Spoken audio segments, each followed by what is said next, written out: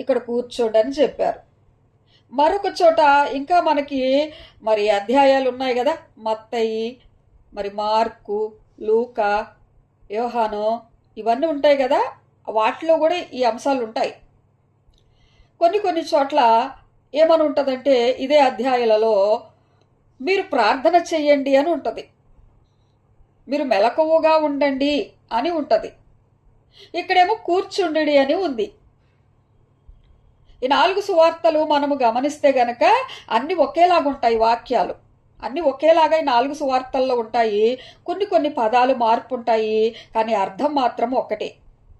మీరు ఇక్కడ కూర్చోండి అని ప్రభు అంటున్నారంటే మిమ్మల్ని అలా ఖాళీగా రాళ్ళు విసురుకుంటూ కూర్చోండి, దోమలు దోలుకుంటూ కూర్చోండి అని అర్థం కాదు. అక్కడ కూర్చోండి అంటే వాళ్ళు ఏం చేయాలి, అక్కడ ప్రార్థన చేయాలి.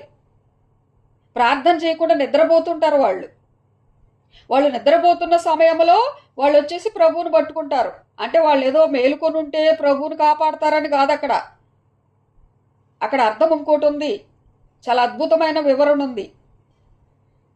దేవుని బిడ్డలారా, ఆ వివరణ ఏంటంటే నిద్రపోకుండా వీళ్ళు మెలకువగా ఉండి ప్రార్థన చేస్తే ఆ సమయము మార్పు వస్తుంది అని అర్థం. అది ఆ భయంకరమైన పరిస్థితి నుంచి తప్పించుకుంటారు అని అర్థం. అది తప్పించబడటం అనేది లేదు.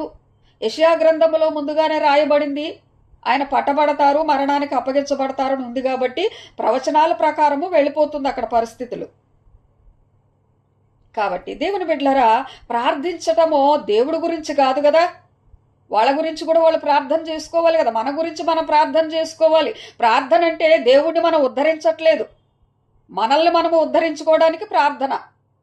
వాక్యము వినటం అంటే దేవుడికి మన వల్ల ఏదో గొప్ప వచ్చేయదు, మన ఆత్మీయ పరిపక్వత ముందుకు వెళుతుంది.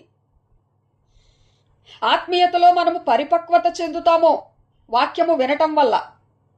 వాక్యాహారము భుజించటము అంటే నీ శరీరానికి నీ ఆత్మకు బలమది.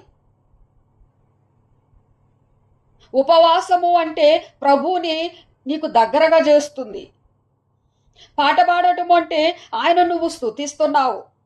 సాక్ష్యము చెప్పటము, కానుక ఇవ్వటము అంటే ఆయనను నువ్వు గణపరుస్తున్నావు.